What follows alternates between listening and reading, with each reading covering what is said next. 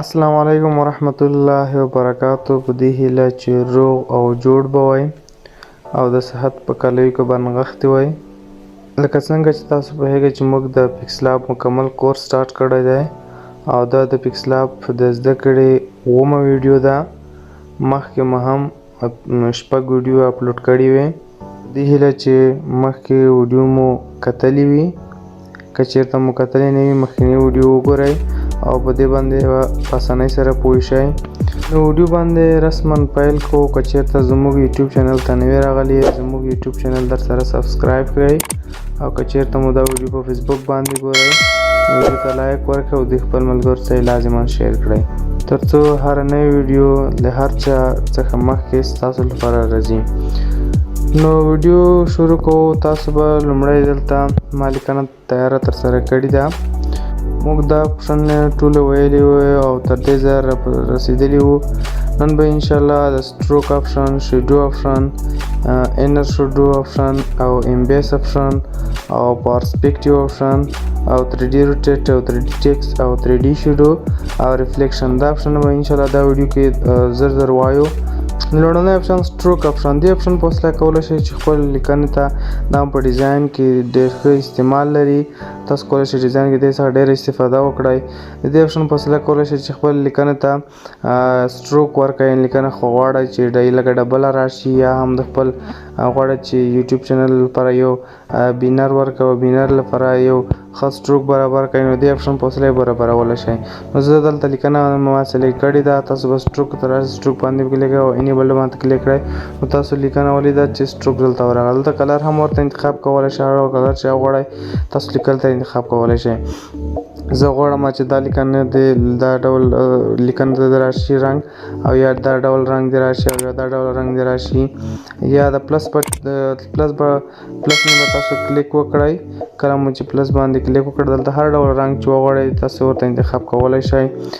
نو د دې په وسیله تاسو غواړئ چې خپل لیکنې ته سټروک ورکړئ. تاسو دلته نظام ورکولی شئ یعنې زیاتولی هم شئ او کمولی هم شئ. د دې سټروک تاسو کمولی هم شئ او زیاتولی هم شئ. تاسو غواړئ چې د لیکنو ته یو ډبل لاین د ورشي نو د سټروک په وسیله ترسره کولی شئ. د دې سره په څنګ یو بل اپشن چې دا شیډو اپشن. شیډو خپله سیارې ته وایي یعنې تاسو کولی شئ چې خپل لیکنې ته یو سیوری ورکړئ.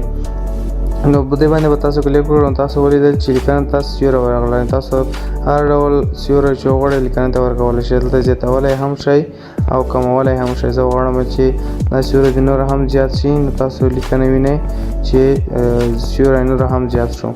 زه ورته رنګ انتخاب کوم، بل ډول رنګ به ورته انتخاب کوم.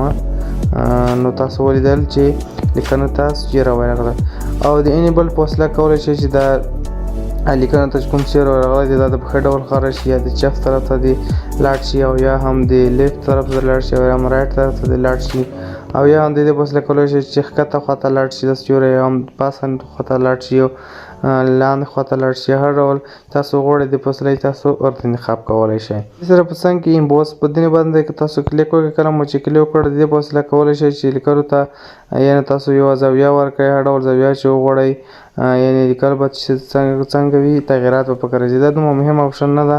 د نور اپشن ډېرې مهمې دي. به انشاءالله دا زر وایو دا دومره مهم اپشن نه ده. دې سره په څنګ کې پرسپیکټیو دې په اپشن په وسیله کولی شئ چې لیکلو ته یعنې لیکل دې یوې خوا بلې خوا راتاو شي نو تاسو کولی شئ دې په وسیله لیکل یوې خوا ته بلې خوا ته راتاو شي یا هم دا په ډیزاینونو کې استعمالیږي. یعنې د هر ډول چې تاسو غواړئ تاسو ورته زه غواړم چې دا ډول دې شي لیکل یا دا هم دا ډول دې شي یا هم دا ډول لیکل دې شي یا هم دا ډول لیکل دې شي. هر ډول ته یعنې کږی راوستلی شئ دې په وسیله یا هم په منځنۍ برخه کې راوستلی شئ یا هم د دې خوا کږه راوستلی شئ.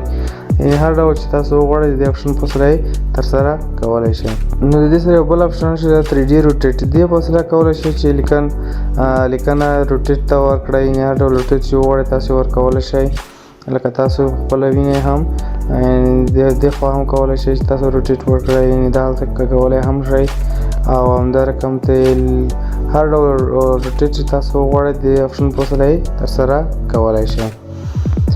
نو د دې سره یو بل اپشن چې د 3D ټیکس د دې اپشن په وسیله هم کولی شئ چې لیکنو ته 3D ټیکس ورکړی، یعنې تاسو هر ډول چې ټیکس وغواړئ تاسو ورکولی شئ. دلته نوره هم زیاتولی شم ورته، او همدارنګه د دې اپشن په وسیله هم کولی شئ، یعنې د کوم سیوری چې موږ ورکړی دی دا غواړئ چې نورو دې هم زیات شي، درته زیاتولی هم شئ او کمولی هم شئ، یعنې هر څومره چې تاسو وغواړئ تاسې کمولی شئ هم زیاتولی شئ. دا هم په ډیزاین کې استعمالیږي، یعنې کلر هم ورته انتخاب کولی شئ، هر ډول کلر تاسو وغواړئ انتخاب کولی شئ.